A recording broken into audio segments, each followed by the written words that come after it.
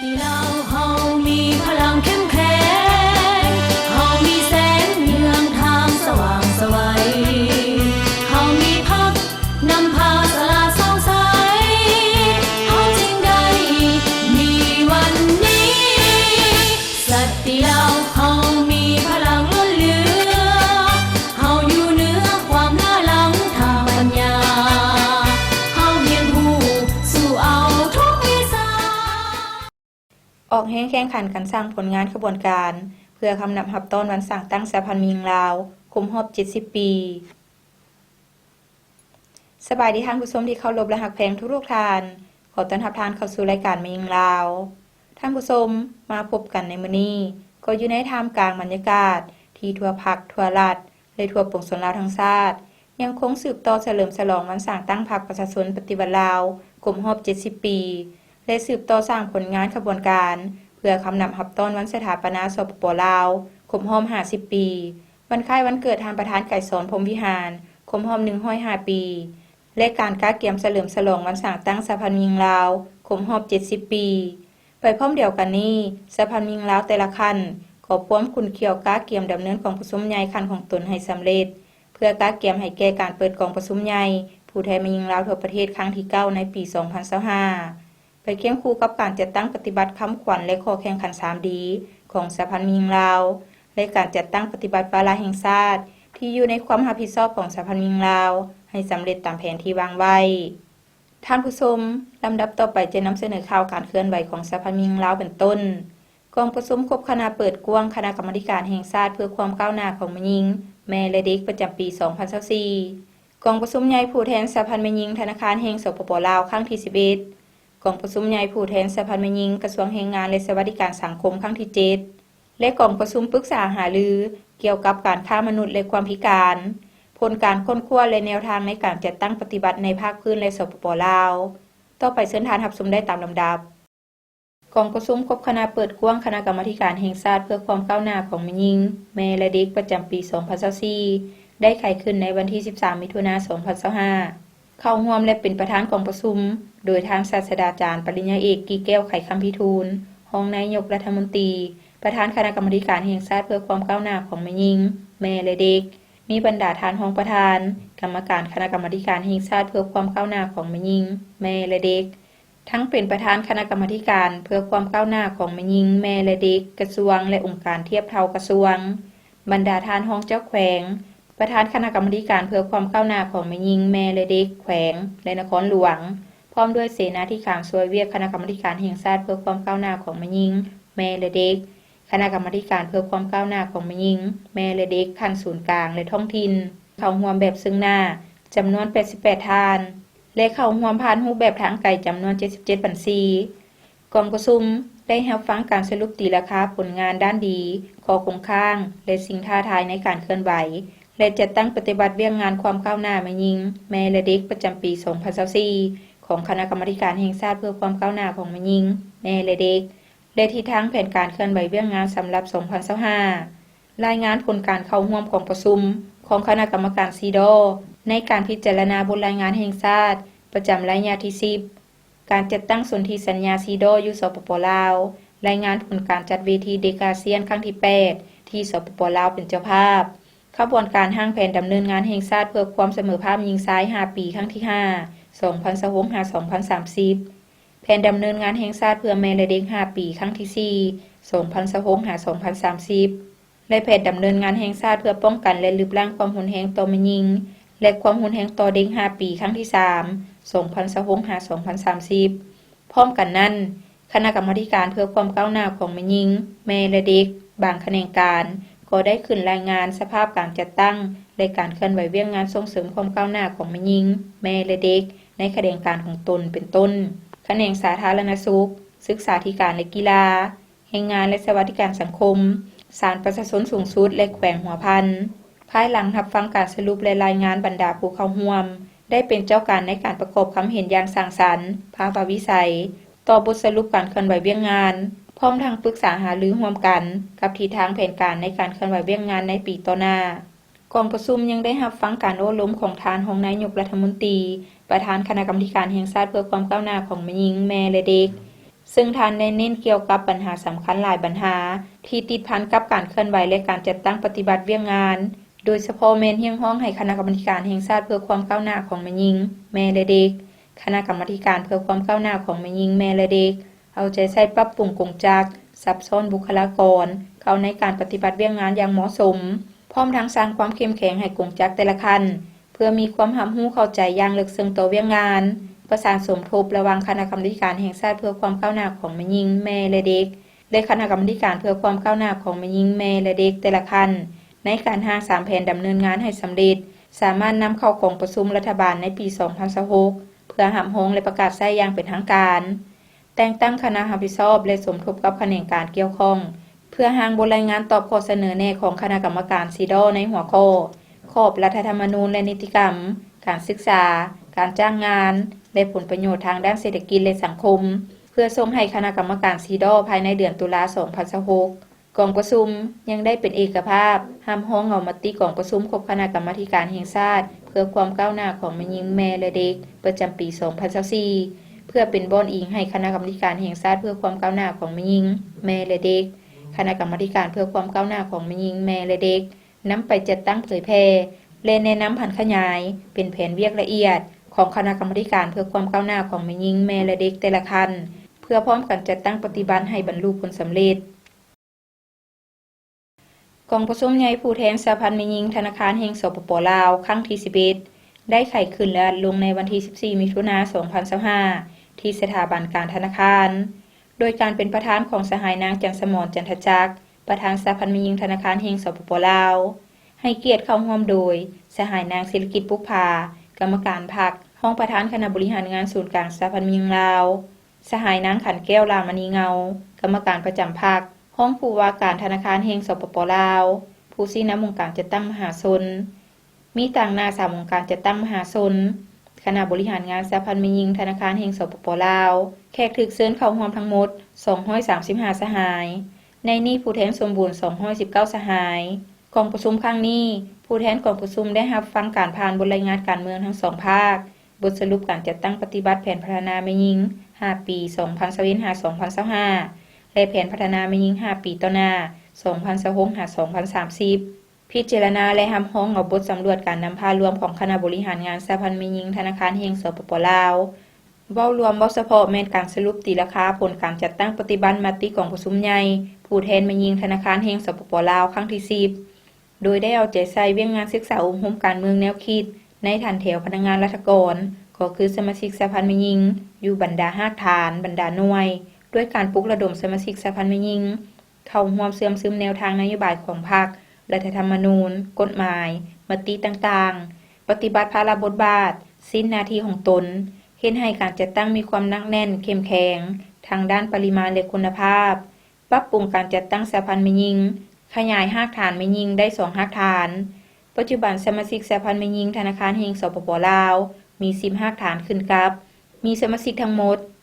1,795 สหายขยายสมาชิกสหพันธ์แม่หญิงได้137สหายคณะสหพันธ์แม่หญิงเอาใจใส่จัดตั้งปฏิบัติข้อแข่งขัน 3D ติดพันกับการปฏิบัติหน้าที่เวียงงานวีซ่าเฉพาะในกระบวนการรักษาและพัฒนาผ่านการจัดตั้งปฏิบัติข้อแข่งขัน 3D สามารถคัดเลือกบุคคล 3D ประเภท1ได้ 1,639 สหายประเภท2ได้46สหายจากนั้นผู้แทนสมบูรณ์ได้ใช้สิทธิประชาธิปไตยของตนเลือกตั้งคณะบริหารงานสหพันธ์แม่หญิงสุดใหม่จำนวน15สหายกองประชุมครั้งปฐมฤกษ์ได้เป็นเอกสารกันเลือกเอาสหายนางฟ้องจินดาแสงสุริวงศ์เป็นประธานสหายนางดาวันเทพวงศ์เป็นรองประธานทั้งเป็นประธานกฎกาสหายนางภูมิลีศิริพลเดชเป็นรองประธานสหายนางเวียงดาลีสุภานุวงศ์เป็นรองประธานเลือกเอาผู้แทนสมบูรณ์เพื่อไปเข้าร่วมกองประชุมใหญ่ผู้แทนแม่หญิงลาวทั่วประเทศครั้งที่9จำนวน5สหายและผู้แทนสำรองจำนวน2สหายโอกาสที่มีความหมายสำคัญนี้สหายนางศิริกิจปุพพาและสหายนางขันแก้วรามณีเงาได้ให้เกียรติโอ้ล้มต่อกองประชุมซึ่งทั้ง2สหายได้เน้นให้คณะบริหารงานสหพันธ์แม่หญิงสุดใหม่สืบต่อศึกษาอบรมการเมืองแนวคิดให้สมาชิกแม่หญิงก็คือบรรดาแม่หญิงรากฐานสืบต่อสร้างและปรับปรุงการจัดตั้งสหพันธ์แม่หญิงให้มีความหนักแน่นเข้มแข็งในทุกด้านมีการแบ่งความรับผิดชอบละเอียดเอาใจใส่ประสานสมทบกับคณะภาคขั้นถึงทุกขั้นเ พื่อมีส่วนร่วมในการสร้างแผนกำหนดพนักงานนำพาคุ้มครองเพศหญิงการก่อสร้างในด้านต่างๆโดยเฉพาะการบรรจุซับซ้อนพนักงานเพศหญิงเข้าในตำแหน่งงานที่สำคัญต่างๆสืบต่อจัดตั้งปฏิบัติเวียงงานขอแข่งขัน 3D และเสริมขยายมูลเสื้อที่เป็นเอกลักษณ์ของชาติของแม่หญิงลาวเพิ่มทวีเวียงงานติดตามกวดกาการจัดตั้งปฏิบัติเวียงงานรอบด้านของสหพันธ์แม่หญิงและนำเอามติของประชุมใหญ่ครั้งนี้ไปจัดตั้งพันขยายให้สอดคล้องกับหน้าที่การเมืองของตนให้มีผลสำเร็จตามคาดหมายที่วางไว้กองประชุมใหญ่ผู้แทนสหพันธ์แม่หญิงกระทรวงแรงงานและสวัสดิการสังคมครั้งที่7ข่ายขึ้นและอัดลงในวันที่6มิถุนายน2025โดยการเป็นประธานของสหายนางมอนทองอินทวงศ์ประธานสหพันธ์แม่หญิงกระทรวงแรงงานและสวัสดิการสังคมให้เกียรติเข้าร่วมโดยสหายพงษ์ไสศักดิ์อินทราชคณะพรรคห้องรัฐมนตรีกระทรวงแรงงานและสวัสดิการสังคมสหายนางธรรมาเพชรวิสัยห้องประธานคณะบริหารงานศูนย์กลางสหพันธ์แม่หญิงลาวต่างหน้า3องค์การจัดตั้งมหาชนคณะบริหารงานสหพันธ์แม่หญิงกระทรวงแขกถูกเชิญเข้าร่วมทั้งหมด155สหายในนี้ผู้แทนสมบูรณ์149สหายกองประชุมครั้งนี้ผู้แทนกองประชุมได้รับฟังการผ่านบทรายงานการเมืองและทิศทางแผนการแผนพัฒนาเวียงงานแม่หญิงของกระทรวงพิจารณาและรับรองเอาบทสำรวจการนำพารวมของคณะบริหารงานสหพันธ์แม่หญิงกระทรวงเว้ารวมเว้าเฉพาะเมนสรุปตีราคาผลการจัดตั้งปฏิบัติมติของประชุมใหญ่ผู้แทนแม่หญิงกระทรวงแรงงานและสวัสดิการสังคมครั้งที่9เป็นต้นเวียงงานศึกษาอบรมการเมืองแนวคิดให้ทันแถวพนักงานราชการก็คือสมาชิกแม่หญิงด้วยการปลุกระดมสมาชิกสหพันธ์แม่หญิงเข้าร่วมเสื่อมซึมแนวทางนโยบายของพรรครัฐธรรมนูญกฎหมายมติต่างๆเคลื่อนไหวปฏิบัติภาระบทบาทสิทธิหน้าที่ของตนเห็นให้การจัดตั้งมีความหนักแน่นเข้มแข็งทางด้านปริมาณและคุณภาพคณะสหพันธ์แม่หญิงเอาใจใส่จัดตั้งปฏิบัติข้อแข่งขัน 3D และได้ประเมินตีราคาการจัดตั้งปฏิบัติข้อแข่งขัน 3D ท้ายสมัยระยะ5ปี2025-2025มีสมาชิกเข้าร่วมทั้งหมด215สหายสามารถคัดเลือกบุคคล 3D ประเภท1จำนวน200สหายประเภท2 15สหายหน่วย 3D จำนวน11หน่วยพร้อมเดียวกันนี้กระทรวงแรงงานและสวัสดิการสังคมได้รับทุนไซส์ 3D ครั้งที่7 2016-2020และใบย่องเนี้ยว 3D ประเภท1จำนวน304ใบประเภทสมเสยจำนวน126ใบซึ่งในนั้นมีหน่วยแม่หญิงจาก3ศูนย์เสียองค่าที่ขึ้นกับกระทรวงแรงงานและสวัสดิการสังคมโอกาสนี้ได้มอบใบย่องเนี้ยวให้คณะบริหารงานสหพันธ์แม่หญิงกระทรวงสมัยที่6ที่มีผลงานในการนำพาซี่นำระยะผ่านมาพร้อมเดียวกันนี้ในวาระของประชุมได้มีพิธีมอบใบย่องย้อการจัดตั้งปฏิบัติข้อแข่งขัน 3D ให้คณะบริหารงานสหพันธ์แม่หญิงกระทรวงสมัยที่6และประกาศห้ามห้องสหพันธ์แม่หญิง 3D พร้อมทั้งตีข้อง9บาทจากนั้นผู้แทนสมบูรณ์ได้ใช้สิทธิประชาธิปไตยของตนเลือกตั้งคณะบริหารงานสหพันธ์แม่หญิงกระทรวงสุดใหม่จำนวน11สหายกองประชุมครั้งปฐมฤกษ์ได้เป็นเอกสารกันเลือกเอาสหายนางมอนทองอินทวงศ์เป็นประธานสหายนางวรรณีแก้วไสยวงศ์เป็นรองประธานทั้งเป็นประธานกฎกาสหายนางบัววันปัญญาวงศ์เป็นรองประธานสหายนางแพงสุกลีกายาเป็นรองประธานทั้งเป็นรองประธานกฎกาและสหายนางดวงเดือนจันทวงศ์เป็นกรรมการและเลือกเอาผู้แทนสมบูรณ์เพื่อไปเข้าร่วมกองประชุมใหญ่ผู้แทนแม่หญิงลาวทั่วประเทศครั้งที่9จำนวน3สหายและผู้แทน3ห้องจำนวน2สหายโอกาสที่มีความหมายสำคัญนี้สหายพงษ์ไสศักดิ์อินทราชและสหายนางธรรมาเพชรวิสัยได้ให้เกียรติโอ้ล้มต่อกองประชุมซึ่งทั้ง2สหายได้เน้นให้คณะบริหารงานสหพันธ์แม่หญิงสุดใหม่สืบต่อศึกษาอบรมการเมืองแนวคิดให้สมาชิกเอื้อน้องแม่หญิงก็คือสมาชิกแม่หญิงทั่วกระทรวงสืบต่อสร้างและปรับปรุงการจัดตั้งสหพันธ์แม่หญิงให้มีความหนักแน่นเข้มแข็งในทุกด้านมีการแบ่งความรับผิดชอบละเอียดเอาใจใส่ค้นคว้าเสริมซึมแนวทางนโยบายของพรรครัฐกฎระเบียบกฎหมายว่าด้วยสหพันธ์แม่หญิงลาวเอาใจใส่เป็นเจ้าการสุขยุส่งเสริมให้แม่หญิงได้ยกระดับความรู้ความสามารถให้เคียงคู่กับเพศชายในยุคดิจิตอลสืบต่อจัดตั้งปฏิบัติข้อแข่งขัน 3D สืบต่อเสริมขยายมูลเสื้อความสามัคคีหักแพงเพิ่มทวีเวียงงานติดตามกวดกาการจัดตั้งปฏิบัติเวียงงานรอบด้านของสหพันธ์แม่หญิง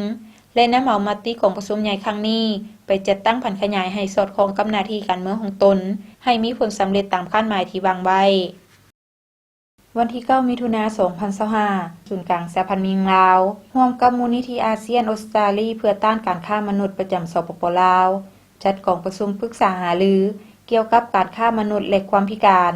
ผลการค้นคว้าและแนวทางในการจัดตั้งปฏิบัติในภาคพื้นและสปป.ลาว โดยการเป็นประธานร่วมของท่านนางธรรมาเพชรวิสัยรองประธานคณะบริหารงานศูนย์กลางสหพันธ์เมียงลาวและท่านนางมณิจันทร์แก้ววิริยวงศ์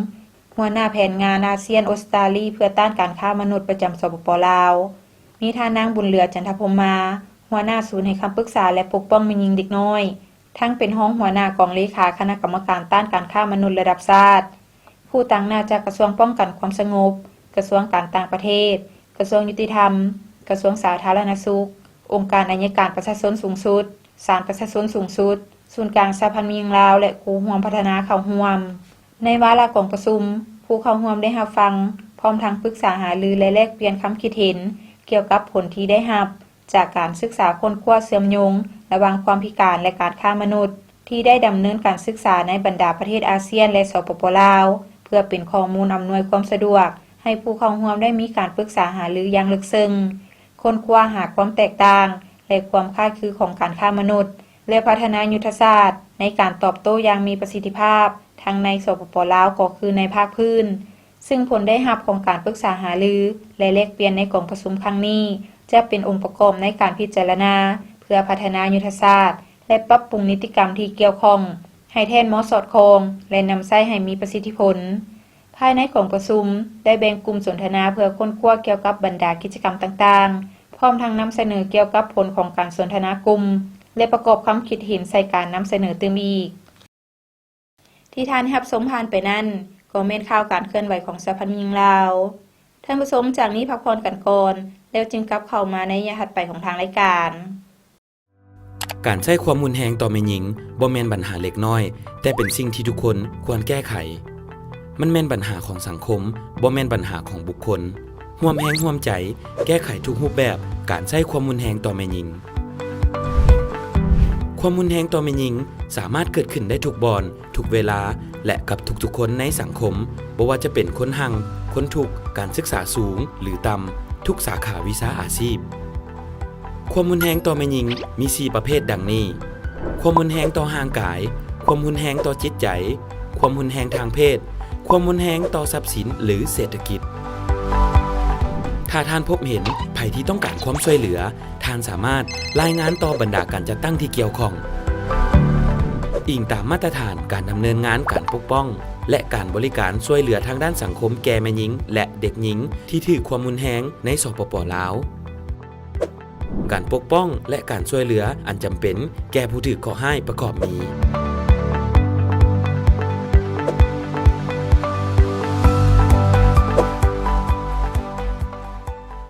ท่านสามารถโทรหาเบอร์โทรให้คำปรึกษาของสหพันธ์แม่หญิงลาว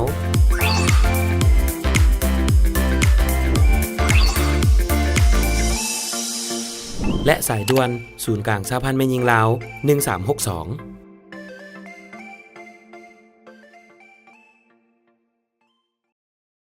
กลับเข้าสู่รายการแม่หญิงลาว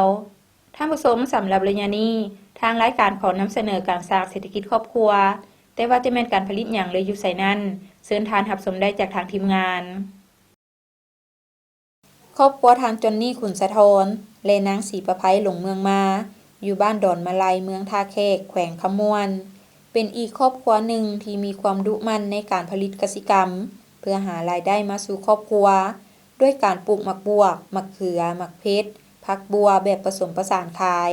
การปลูกหมักบวบของครอบครัวแม้นได้เริ่มต้นมาแต่ปี 2010 ด้วยเนื้อที่2 ไร่การลงทุนเบื้องต้นเพียงแต่3 ล้านกีบหลังจากปลูกแล้วได้มีการบัวระบาดรักษาใช้เวลาเพียงแต่2 เดือนก็สามารถเก็บผลผลิตได้การปลูกบักบวบปลูกเทื่อหนึ่งสามารถเก็บผลผลิตได้ยาวถึง1 ปีแล้วจึงปลูกอีกเทื่อใหม่สำหรับการจำหน่ายผลผลิตแม่นนำไปขายอยู่ตลาดหลัก3ภายในเมืองท่าแขกและขายให้บุคคลทั่วไปที่มาซื้อ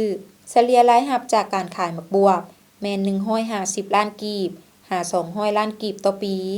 ผลได้รับจากการผลิตกสิกรรมได้เฮ็ดให้เศรษฐกิจครอบครัวดีขึ้น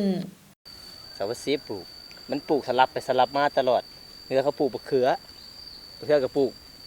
ประเภทมากมั้งประเภทเพชรครับโตมาปีนี้ก็2 ปีเฮามาปลูกบักบวบนี่2 ปีนี่ เป็นรายได้มันได้ดีเนาะปลูก กับ นะ ก็พอได้เก็บเทื่อนึงก็ได้อยู่ประมาณหม่องร้อยปลายโลคันยามแรงนะคันยามแรงได้อยู่100ปลายโลคันยามฝนนี่หมดได้แต่40ฝนตกหลายนะมันดอกมันบ่อยากจับคันยามฝนนั่นคันยามแรงดอกมันจับดีแล้วมันก็ได้อยู่ประมาณหม่อง100ปลายโลอันนี้แบบเห็นไทยบ้านเขาเฮ็ดตามไทยบ้านบ่ได้เฮียนมาทางใดแล้วก็เห็นไทยบ้านเฮ็ดก็เฮ็ดไปเบิ่งนำ YouTube นำ YouTube อันนำ YouTube นำเฟซนำไลน์นั่นแหละเบิ่งเอาตามแบบเขาแน่แล้วก็มาเฮ็ดเอาราคาล่ะคันยามมันหลายแน่เจ้ามีข่อยมีมันก็ อืม ก็ รู้ ถึกคันว่า 8,000เนาะ มีหน่อยแน่บัดแพงแล้วแต่ ตอนปลูกอะตอนแรกก็กะเกี่ยมเมล็ดพันธุ์มันเนาะเมล็ดพันธุ์มันก่อนสิปลูกเฮาก็ได้ตัดเม็ดมันแล้วก็แช่ไว้คืนหนึงตื่นมาก็มุกไว้หั้นนะให้มันออกงอกบางอย่างแล้วค่อยมาปลูกหั้นนะเวลาเฮาปลูกเฮาก็บ่ได้ให้ปลูกแบบว่าให้มันจำได้แบบเฮาปลูกแล้วเฮากุดคุมแล้วเฮาปลู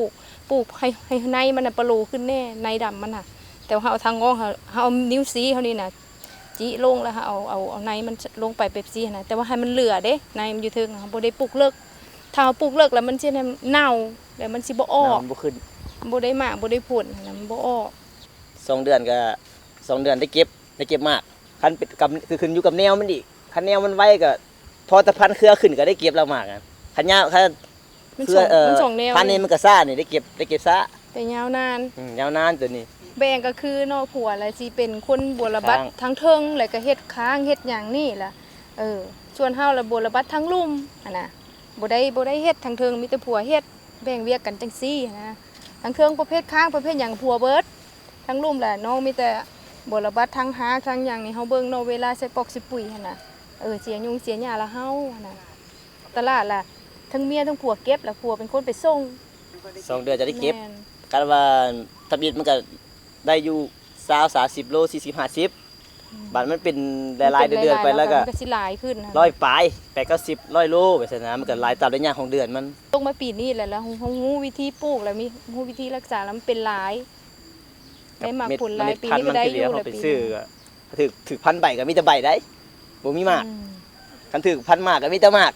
มันแล้วแต่ซื้อคือเดียว โต้กับการปลูกพืชแบบผสมผสาน โดยเฉพาะเมนการปลูกหมักบวบ ของครอบครัวทานจอนนี่ขุนสะทนและนางศรีประไพหลงเมืองมา ในโตหน้าจะขยายให้ได้หลายกว่าเก่า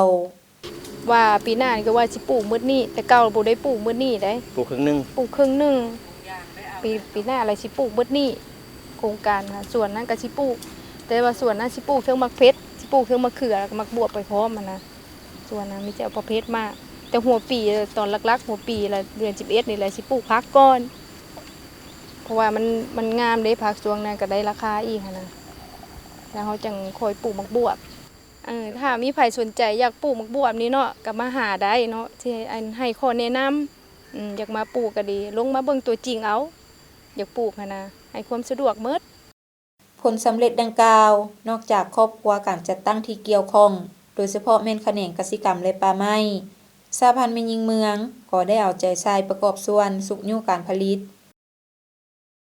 ในการสุขยุ่งส่งเสริมเวียกงานแม่ยิงอยู่ในเขตนี้ข้าพเจ้าก็เคยได้ลงมาเผยแพร่เกี่ยวกับเวียกงานหอบด้านของสหพันธ์แม่ยิงเนาะแล้วก็สุขยุ่งส่งเสริมเวียกงานของแม่ยิงอยู่ในเขตนี้เนาะแต่ก็ในการผลิตกสิกรรมนี้ก็สิเว้าแล้วก็หลายครอบครัวเนาะที่สามารถผลิต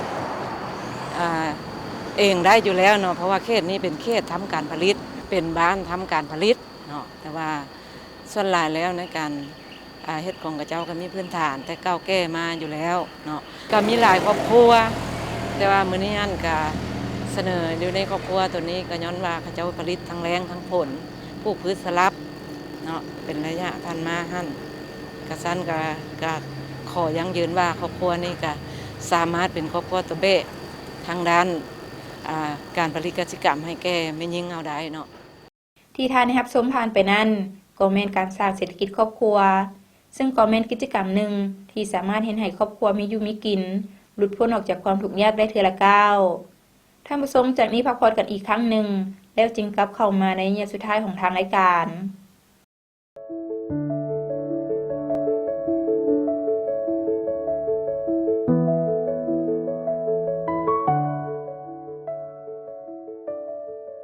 โอ้ยเลิกเวลาอันน้อยไปดื่มต่อบ่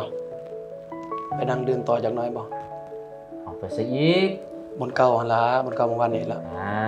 มีผู้สาวเห็นบ่บ่อยากไป บ่เพราะพอดียังบ่อยากกลับนะเพราะว่าเมื่อวานนี้ไปกินเมาแล้วแบบกลับเมืองเฮือนเรามีปากเสียงกับลูกกับเมียหน่อยนึงก็เลยว่า อ่ะ เลยลงไปซุกเพิ่นล้มเพิ่นก็เจ็บหน่อยนึงนั่นแหละก็เลยแบบยังบ่อยากกลับรู้สึกผิดนะยังบ่อยากกลับนะ โอ้บ่อยากกลับเฮือนแล้วอยากไปดื่มต่อเพื่อให้มันลืมหั่นว่าโอ้บ่เฮ็ดได้น้องเอ้ยแนวนั้นบ่เฮ็ดได้อยากแนะนำน้องแนวนี้ การใช้ความรุนแรงกับครอบครัวกับลูกกับเมียน่ะมันผิดกฎหมายเด้น้องเอ้ยแนะนำน้องนี่นะแต่นี่ต่อไปมันบ่อยากให้เฮ็ดได้บ่จังซี่น่ะแล้วให้น้องมันกลับเมื่อก่อนสาว่าน่ะเรื่องดื่มมันให้หยุดซะก่อนบ่ฟ้าวกลับไปทำความเข้าใจไปปรับความเข้าใจไปขอโทษกับลูกกับเมียที่ว่าได้เฮ็ดไปแล้วนะกลับไปแล้วไปเว้ากับเราแต่นี่ต่อไปค่อยจะบ่เฮ็ดให้เจ้าเป็นอันนี้อีกเพื่อให้ครอบครัวเฮามีความสุขเจริญรุ่งเรืองให้เป็นครอบครัวที่อบอุ่นที่ว่านำพาครอบครัวกับลูกกับเมียนี่ไปในทางที่ดีแต่ว่าบ่ให้เฮ็ดนะได้บ่อ้ายเว้านี่ได้บ่หยุดก่อนมื้อนี้บ่ดื่ม เด้อเดี๋ยวขอบใจได้นะซั่นเนาะก็เลิกเวลาสิกลับเฮือนแล้วซั่นนะ กลับไปซะน้องกลับไปซะ เด้อโอเคขอบใจได้เด้อ โอ้เอากลับ กลับ